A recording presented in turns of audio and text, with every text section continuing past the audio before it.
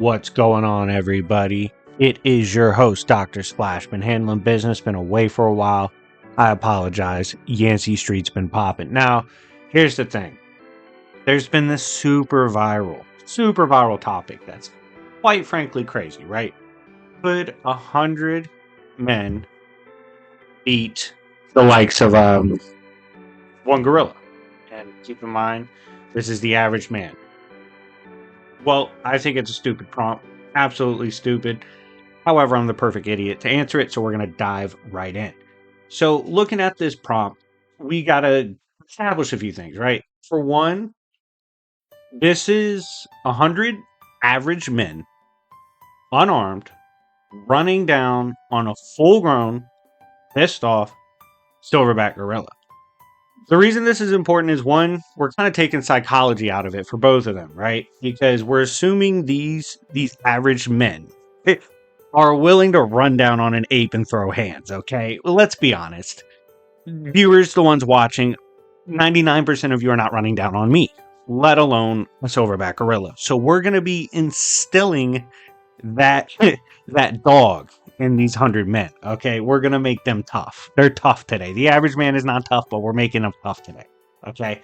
Now, let's look at the average man or human male's stats. In the world, so the US is a little bigger, I will say that. If we were just repping America, we would, but I have subscribers everywhere in the world, baby. So we're looking at the average human male in the world, which is a little under 5'8". It's about 5'7", 5'7 and a half. And then the weight, I found between 175 and 200, so we'll go 175, 185 on average for the weight. Typically, there's no real evidence the average man in the world has any kind of formal combat training. It's not like most men in the world serve in combative situations anyway. And in terms of being in shape, you know, the shape of men in terms of physicality and how much they work out, we've seen a little bit on the decline in the recent memory, but regardless, we're going to assume mid shape. Okay, we'll just give them a little bit of physicality for this one. Okay, so 5'7", 185. They might hit the gym once a week. Okay, and let's look at the average silverback gorilla male size. They go between 5 feet to 6 feet. In height, we're going to settle with about 5'6". Good weights between 400, 420 pounds. So they're about as tall as the average man in the world, but obviously they're double the weight, a little over double the weight. Now, human pound per square inch average force, okay? We're going to be looking at how much damage a human can cause when they hit something. You're looking at between 120 to 150 pounds of force. This is also assuming the human knows how to hit stuff properly. A lot of people don't have proper technique, but we're going to assume they can kind of hit correctly, and we'll go with the 120, 150 range. The bite force of the average human is around 162 psi. Now we're going to look at the gorilla pound per square inch. We have to keep in mind for all the stats we're providing for gorillas, we are lowballing because we've never been able to get gorillas to fully maximize their strengths because they don't have to. It's they're vibing. They don't need to test for us, so they're low-key always in the cut.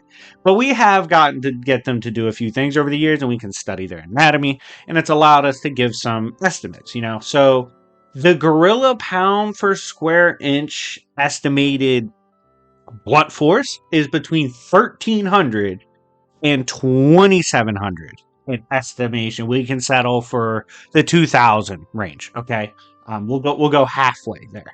The bite force is 1,300 psi. Keep in mind, lions is 650, so it's twice a lion's. All right, they have twice the bite force of a lion. That's horrifying. Let's look at the speed. This gets a little interesting, right? Human speed. Max speed, really, you can get up to 27 miles per hour. This is peak. And as you guys know, the average is not peak. If we're looking at average, we're probably going to go around 15 to 17 miles per hour. Now, here's what sucks for humans, right? Our physicality can vary greatly, and that's what affects the average, whereas gorillas are innately born with a lot better physical traits due to what they're enduring in nature. Now, gorillas have been recorded in speed bursts between 20 to 25 miles per hour. We're going to go with the lower end on this one. We're going to say about 20 miles per hour, especially because it's dealing with 100 people. It's likely not sprinting around. I'm going to say 20. So, relative in speed, humans at max are faster. This is an average human. I'm going to say relative. Technically, it leans towards the gorilla with that 20 mark, but I'm going to say relative. Now, for endurance, we have to give it to the humans. Gorillas are not known to be exceptionally stamina-driven animals. They're not someone, that hikes for several hours, carries shit for several hours. But in these short bursts, ranges, they can also obviously do a lot of work. Now, for the humans, we carry our muscles differently. Our skeletal structure is different. And we're also, even with the average man, we're generally a little smarter in how to exert our energy. So I'm definitely going to go with the endurance game on this one. There's no real gear to assess because the humans are coming in unarmed. It's just what you bring to the table as a natural animal. All right. So we've got these basic stats right here. And we're going to look at another one that I think is important, which is the grip strength or the crushing force of the gorilla. Now, gorillas, full-grown males, well known, well documented to literally juice and destroy the skulls of crocodiles pretty easily. This is important because the skulls of crocodiles are several times more durable and several times stronger than the human skull. So, gorilla grabs a human skull, it's going to juice the shit out of it, okay? It's cooked. So that just gives you an idea of the grip strength, and it makes sense given how much denser, up to 4 times denser are the muscles, the skin, the tendons, all that. They also have fur, and their bones are several times denser than humans and thicker and larger in general, just because of what they have to do in everyday life. They have genetically adapted to that. So we've got these stats out the way. Let's talk about how this goes down, because it is a genuinely fascinating topic that has been generating a lot of love and buzz during this time. Now, for one, I kind of lean towards realism in this, right? Like a lot of people discussing this aren't thinking of the implications of the prompt, right? And by the way, if my audio was a little loud in the beginning, I apologize. I'll try to balance it out. But when you look at this, we have one side saying, yo, gorilla one-shots all of them. Like, it can take out 15 to 20 humans at one time. It's going to mow through them. Then we have another side saying, dude, it's 100 humans. They're just going to pile on GG. It's a lot more complicated than that. Because, first of all, like I said, we have to make a lot of psychological assumptions here. We are assuming this gorilla is pissed and wants to throw down with 100 men instead of doing what gorillas usually do, which is catching a vibe and ignoring shit. And we have to assume these 100 average men are down to throw hands with a pissed off, fully grown silverback gorilla. Like, there's a lot of things being assumed here, okay? So when you look at this, the stats are fucked for humans, right? Like, we're getting one shot. If you run down on it, you're gonna hurt yourself trying to hit it.